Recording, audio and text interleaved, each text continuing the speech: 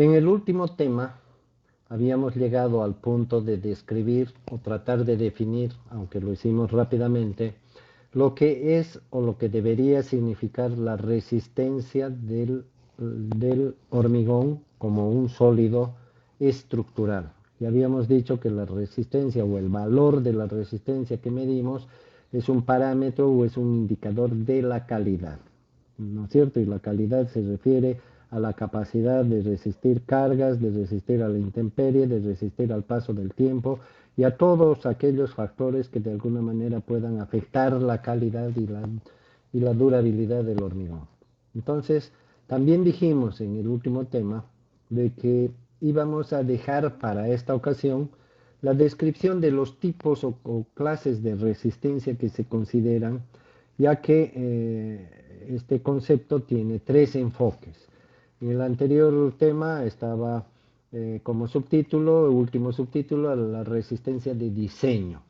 Se llama resistencia de diseño, resistencia de cálculo, resistencia de proyecto, resistencia imaginaria, a la resistencia que el calculista estructural decide asignar al material imaginario con el que va a hacer su proyecto, porque al ser un proyecto el material no existe. Es como que yo quiero hacer una cercha de madera, me siento, tengo un papel, una máquina de calcular y tomo una decisión, elijo de qué madera quiero hacer la cercha. Es una decisión imaginaria porque la cercha no existe, ni tampoco tengo aquí pedacitos de madera para elegir una de ellas. Simplemente decido por tradición, por información, por conocimiento o porque ya está definido por el propietario del proyecto. Y para mayor información, qué sé yo, si no tengo otra fuente, entro a internet, busco madera, supongamos que haya decidido que sea madera eh, almendrillo, supongamos. Entonces busco madera almendrillo y averiguo la resistencia que suele tener la madera almendrillo y con ese valor de la resistencia hago mi cálculo, diseño todas las partes de la cercha. ¿Comprenden? Entonces es un valor adoptado. Lo mismo se hace con el hormigón, con la diferencia de que en el hormigón no hay una tabla de tipos de hormigón o clases de hormigón, madera eucalipto, madera almendrillo, madera tajibo, sino que el hormigón depende de cómo lo diseñamos, cómo lo preparamos para que adquiera una resistencia determinada. Entonces el calculista fija esa resistencia. ¿Okay? La define imaginariamente y con ese valor hace el dimensionamiento de todos los elementos estructurales, zapatas, columnas, vigas, de lo que tuviera que hacer si es que fuera un edificio, por ejemplo. Entonces, a ese valor de esa resistencia adoptada le vamos a llamar resistencia de diseño. Es un valor imaginario, pero es tan importante este valor que todo el plano y el proyecto está en función de ese valor. De manera que si el material en el momento de hacer la cercha, por ejemplo, no consiguen comprar la madera almendrillo, sino que compran otra madera, bueno, yo como calculista no me hago responsable, ¿verdad?, de que la cercha funcione o no funcione, o se rompa, dure o no dure. ¿Por qué? Porque yo no he fijado la madera que están usando, ni tampoco me comprometo con la resistencia que pueda tener. De casualidad podría ser mayor también. Entonces lo mismo pasa con la resistencia de diseño del hormigón, es un valor fijado y todo está diseñado en función de eso. Entonces el primer actor de este escenario de resistencias es el proyectista que define la resistencia de diseño. Como segundo concepto y como segundo actor aparece el constructor. Al constructor le dicen, señor, esta es la resistencia de diseño, aquí tienen los planos y todo. La obligación de usted es hacer que su hormigón real, porque el constructor ya no se está imaginando, el constructor tiene que verdaderamente agarrar cemento, agua y todo lo que haga falta y mezclarlo y tener un hormigón y con ese hormigón hacer las zapatas, vigas, etcétera. Y su obligación es cumplir con la resistencia de diseño que el proyectista ha definido. Si es una resistencia muy alta, bueno, le costará mucho al constructor llegar a ella. Si es una resistencia accesible y es un buen constructor, no tendrá mayores problemas. Y si es una resistencia relativamente baja, bueno, será más fácil acceder a ella. ¿Comprenden, no? Entonces, no es tampoco cuestión de elegir un valor alto y que por eso va a ser buen calculista, todo lo contrario, ¿no? El calculista tiene que asegurarse de que las cosas salgan bien. De nada sirve ser un retador sin competidor si después la obra va a salir mal. Entonces la resistencia del constructor se llama resistencia de laboratorio. Le llamamos resistencia de laboratorio porque es una resistencia que se mide, no es una resistencia que se imagina, como en el otro caso, o que se supone, sino es una resistencia que se mide. Para que el constructor tenga razón o esté capacitado para cumplir con el reto, tiene que tener un hormigón que en el laboratorio cumpla con lo especificado. Generalmente, como ustedes saben, los valores de resistencia se relacionan con la resistencia cilíndrica a los 28 días y bueno, se supone que esa es la prueba que se tiene que cumplir. El constructor, por su parte, tiene dos opciones, ¿no es cierto? La primera opción, utilizar una receta, un hormigón que ya conoce, ¿verdad? Entonces, si le piden 200 kilogramos por centímetro cuadrado de resistencia y él ya ha utilizado ese tipo de hormigón anteriormente e inclusive ha hecho una obra reciente donde la resistencia era mayor, 220, y le piden 200, bueno, ya sabe qué tipo de hormigón, qué receta, qué materiales, qué cosas le va a poner y para cumplir satisfactoriamente con lo que le están pidiendo. Pero si no tiene la certeza de qué es lo que tiene que usar para cumplir, tiene el recurso, tiene la segunda opción de entrar al laboratorio, hacer algunas pruebas con una receta u otra que él mismo puede proponer y adoptar la que cumpla con lo que se le pide para la obra, de modo que cuando realmente esté ejecutando la obra pueda garantizar los resultados. La única manera de garantizar los resultados para un valor de resistencia es haciendo pruebas de laboratorio, y las pruebas de laboratorio por lo general no es romper una probeta y a ver si cumple o no cumple, ¿no? Y si cumple está bien y si falla está mal, no es así. Se necesitan muchos resultados, ¿no? Muchos valores. Mientras más valores existan y todos cumplen, podemos tener mayor confianza, mayor seguridad de afirmar que ese hormigón cumple con lo que se espera. Y, y en cambio, si hay valores que cumplen y otros valores que no lo hacen, bueno, vamos a tener dudas, ¿verdad? En general, se hacen muchas pruebas y el valor que se considera en estas pruebas es el valor promedio.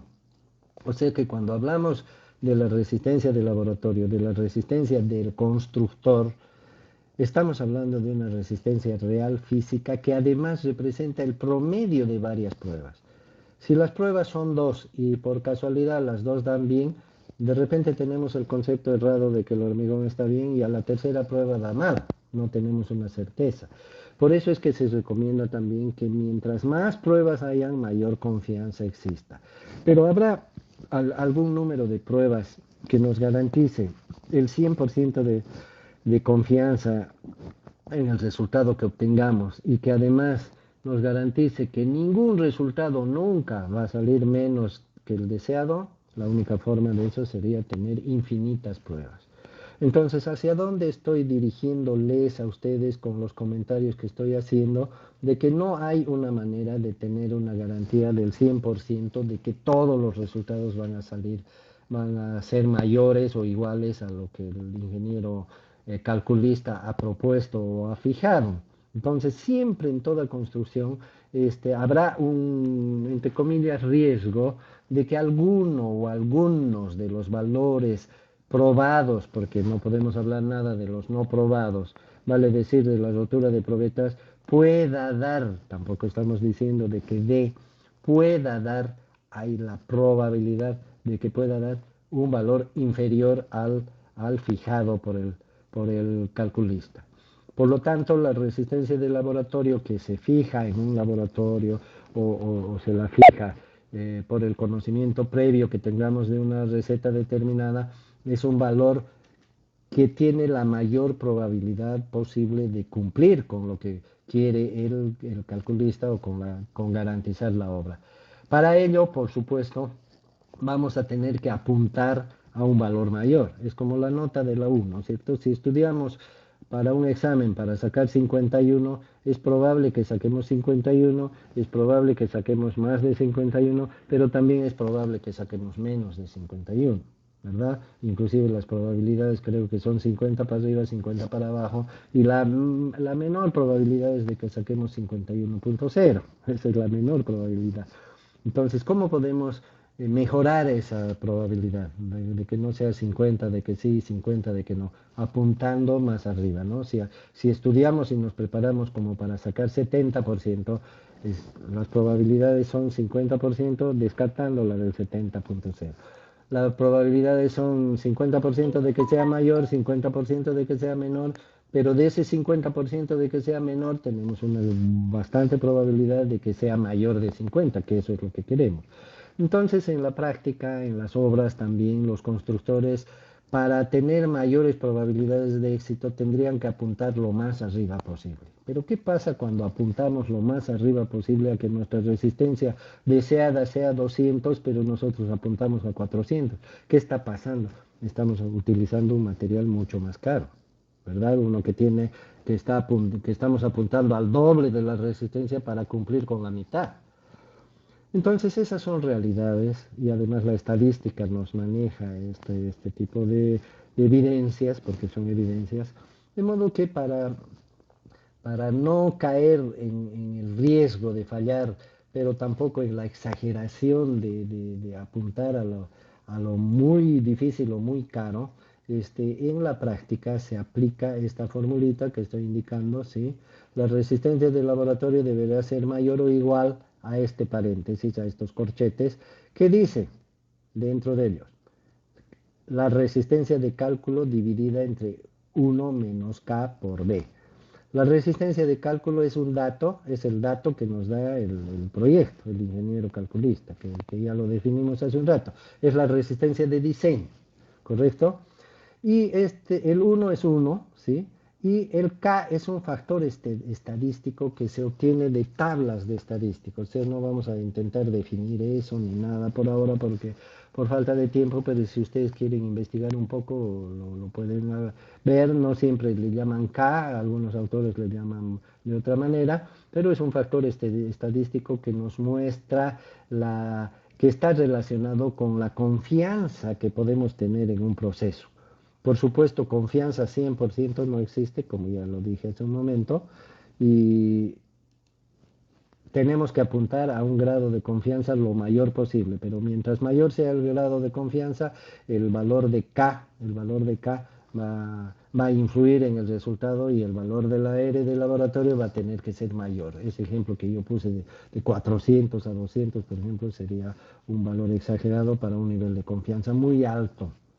Y el valor de B es la variación del proceso. Ustedes saben que cuando hacemos varias pruebas sobre algo, los resultados son dispersos y mientras mayor dispersión hay, quiere decir que más varían los resultados, ¿no? Cuando le preguntamos al ensayista, ¿y qué tal salieron los resultados? Muy dispersos, variaron mucho, ¿verdad? Y otras veces, cuando el proceso es bien controlado, cuando los datos son bien manejados, etcétera, entonces, en un proceso los resultados son diversos, son distintos, pero no tan distintos. Entonces, el valor de la variación es chico.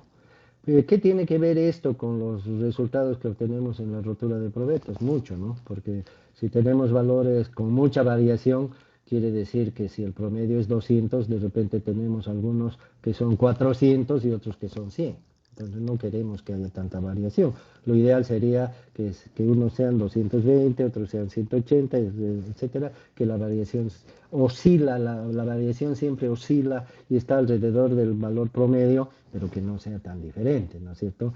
Y el valor de K tiene que ver con el número de probetas y el nivel de confianza, se llama NC, que está abreviado por ahí, N mayúscula sub C, de modo que es un valor que se elige, el K es un valor que se elige. Mientras más alto sea el nivel de confianza, el K nos va a afectar más en el resultado laboratorio, va a tener que ser mayor el resultado del laboratorio. Y también tiene que ver con el número de probetas que hacemos. Mientras menos probetas, más alto K. Y si K es más alto, fíjense como está en el denominador y ponemos 1 menos K, entonces K va a disminuir mucho, ¿verdad? Sí, o perdón, el 1, la unidad, va a disminuir mucho. Entonces, si disminuye mucho la unidad, el numerador va a crecer excesivamente y la resistencia del laboratorio va a tener que ser mucho mayor que la resistencia de cálculo. Entonces, son variables que se manejan en esta formulita y el constructor aplica esta formulita para saber cuánto tiene que ser por lo menos la resistencia del laboratorio de su hormigón. Entonces, para una resistencia de cálculo dada, digamos 200, para un número de probetas de 15 probetas, supongamos, y para una variación del 10%, digamos, ¿no? No estoy calculando, obtenemos repito, para una resistencia de cálculo de 200, digamos, obtenemos una resistencia de laboratorio de 280. Entonces, esos 80 de diferencia son los que están cubriendo los riesgos, cubriendo entre comillas, ¿no? Porque no hay una cobertura absoluta, ya hemos dicho. Los niveles de confianza que se adoptan en la práctica máximo son 95%, ¿sí? A veces 97% en las obras estrellas del planeta, no estoy hablando de Bolivia, ¿no? 95% es un nivel muy difícil de alcanzar. Deberíamos trabajar con 90, que es algo más racional, pero las obras de ingeniería se hacen hasta con 80% de probabilidades. ¿Qué es una probabilidad? Es exactamente eso, ¿no? Puede que sí, puede que no. No quiere decir que si adoptamos un nivel de confianza de 80%, no quiere decir que hay un 20% de probabilidades de que falle. En realidad lo que hay es un 20% de probabilidades de que pueda o no fallar, que eso es diferente. Además, hay que tener en cuenta que supongamos que en un punto de alguna probeta que da un valor menor representa algún punto de la masa de una estructura, supongamos de una viga, ¿no? Las probabilidades de que ese punto débil que estamos diciendo que está en rojo, ese punto débil esté en un punto crítico donde la resistencia tiene que ser la máxima porque las cargas van a ser las mayores y van a coincidir todas las cosas como para que la estructura se rompa porque ese punto era más débil, las probabilidades son menores todavía que las que estamos hablando solamente con números estadísticos, ¿no? Sino que las probabilidades de que todo se junte en contra exactamente ahí, las probabilidades son menores todavía. Entonces, cuando hablamos de un nivel de confianza de 80, ese 20% de probabilidades también de que pueda pasar algo se reduce grandemente, ¿no? Además, les comento, para recordarles, en el cálculo estructural normalmente las cargas se mayoran, o sea que son más, en el cálculo se toman cargas que son más de lo que realmente podrían ser. Los estados de carga también se escogen los peores, ¿no? Los que algunas veces nunca ocurren. Y en cuanto a los materiales, también sus capacidades se reducen, ¿no? Se afectan con factores de seguridad. Entonces, en la ingeniería, si hacemos bien las cosas, realmente los riesgos de que algo salga mal son mínimos, ¿no? Si es que hacemos bien las cosas.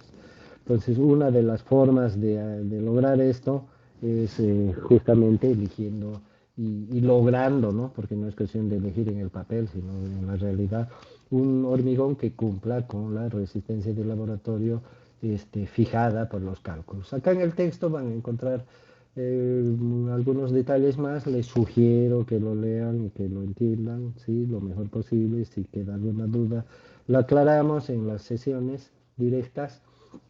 Y vamos a hablar ahora del tercer concepto de resistencia. Ya hemos hablado de la resistencia de diseño, donde el actor principal es el calculista y se imagina una resistencia y en función de eso hace su cálculo y dimensiona todos los elementos.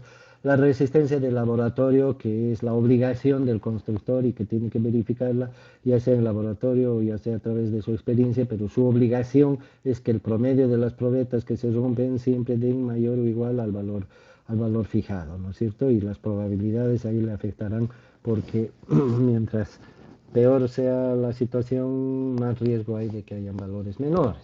Y eso no se desea, ¿verdad? aunque lo que se regula finalmente es el promedio, ya lo hemos dicho. El hecho de que hayan valores menores implica un riesgo, la probabilidad de un riesgo.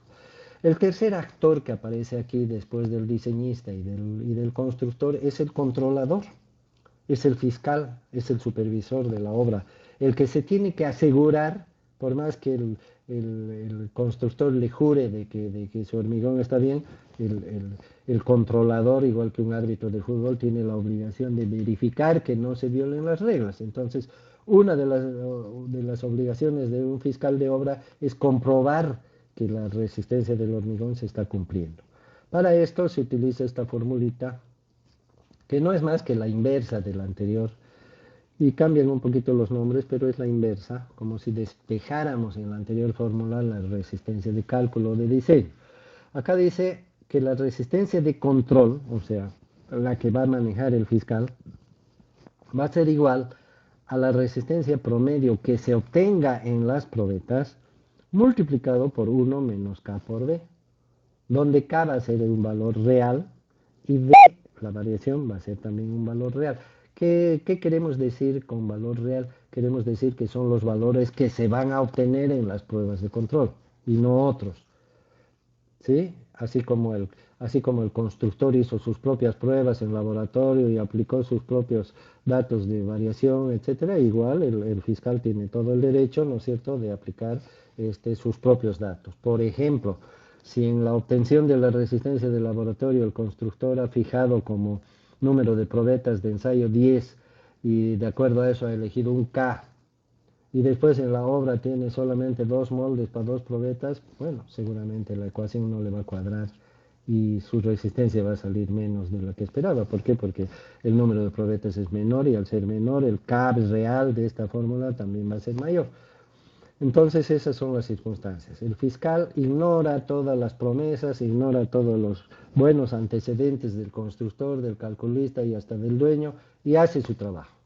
Va y mide y lo que se ve se anota, realiza las pruebas. Acá hay algunos vaciados de probetas. A la izquierda podemos observar también unos moldes como paralelepípedos, que son lo que se conoce como las vigas de flexión, que se suelen utilizar cuando se hacen pavimentos, porque el pavimento trabaja flexión. Las probetas cilíndricas clásicas de 30 centímetros de diámetro por 15 centímetros de diámetro, y aquí tenemos una vista de la prueba de rotura, ¿verdad? Entonces, esta resistencia, el promedio de estas roturas es este promedio que se pone aquí, resistencia promedio real. No importa que el constructor haya sacado maravillas, pero el que cuenta es este, ¿no es cierto? Y el K real y la variación real de todas las probetas rotas. Y el K se calculará con el número de probetas que se están rompiendo real. Y de ahí, aplicando estos valores, ahí esta formulita, hallará la resistencia de control. Este dato de la resistencia de control, que es un dato calculado, como se puede ver, y que está relacionado con los datos reales que salen en un ensayo, la única manera de comprobar que esos datos son ciertos es estando de testigo ahí, ¿no es cierto? O sacarle un video, qué sé yo, pero son datos verdaderos. Por lo tanto, la resistencia de control es un valor en la que el fiscal no tiene nada que ver. Él simplemente conduce el proceso, pero él no tiene una participación como para que le digamos, ingeniero, por favor, ayúdenos, ¿no? No tiene nada que ver, es como calificar un examen, ¿no? ¿Verdad? Como debería ser calificar un examen, el calificador no tiene nada que ver, lo que se ve se anota. Entonces, de acuerdo a eso sale un valor de la resistencia de control. Aquí tenemos una imagen de una rotura en cubo, que en Europa en vez de probetas cilíndricas se rompen probetas cúbicas. Aquí está una rotura de las vigas que vimos acá arriba, a flexión. Y bueno, en todos los casos se aplica la misma metodología que hemos hablado. Hay una resistencia de diseño, puede ser cúbica, puede ser una resistencia a la flexión, se aplica una resistencia de laboratorio que puede ser cúbica, puede ser a la flexión, y se aplica la fórmula de la resistencia de control. ¿Correcto? Entonces, si la resistencia de control sale menos que la resistencia del diseñista o la resistencia de proyecto, entonces el hormigón está rechazado, ¿no es cierto? Porque si sale la nota menos de 51 está aplazado, esa es la realidad, y si sale más de 51 o más está aprobado, así son las cosas, o blanco o negro. Entonces, si aquí la resistencia de control sale menor que la resistencia de cálculo, entonces el hormigón está aplazado. Y si sale igual o mayor, el hormigón está aprobado. ¿Ya? Esa es la figura y ese es el papel del fiscal. El fiscal firmará un papel donde dice rechazado, donde dice aprobado. Entonces, todo el hormigón rechazado de una obra se supone que está mal y lo lógico sería tener que sacarlo. Vamos a hablar un poquito de los lotes de control. ¿A qué se llama lote de control? Se llama al hormigón que se verifica. Porque como comprenderán, en un edificio, por ejemplo, no podemos tener una probeta de cada punto del edificio. Tenemos que aceptar que unas cuantas probetas, mientras más mejor, representan a todo el edificio. Pero tampoco todo el edificio se construye de un solo saque, se construye por partes. Entonces se le llama lote a aquella parte que hacemos un control, a la parte o al pedazo o al volumen de hormigón que hacemos un control. Entonces cuando se produce un rechazo, por ejemplo, se rechaza el lote, ¿no? No se rechaza toda la obra, se rechaza el lote. Cuando se aprueba el lote. El lote puede ser un cierto número de cubos, puede ser un cierto número de elementos, puede ser un elemento, una columna puede ser un lote, otra columna puede ser otro lote, una losa puede ser un lote, un primer piso puede ser un lote, un cierto tramo de un pavimento puede ser un lote. Es decir, el lote es algo de que ambas partes se ponen de acuerdo antes de empezar la obra de cómo va a ser el control. Mientras más chicos los lotes, más riguroso el control, mientras más grandes, menos probabilidades de hacer un buen control, etcétera, ¿no? Mientras menos probetas, etcétera, todos los detalles que se pueden ampliar y que hemos comentado algunos y otros que se pueden mejorar.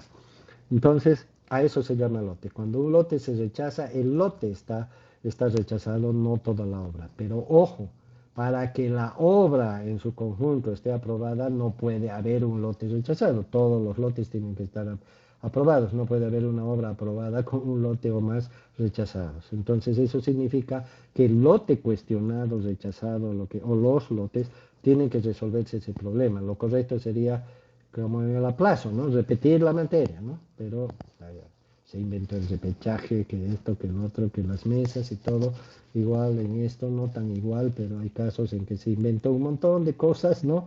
Como para salvar, entre comillas, el aplazo.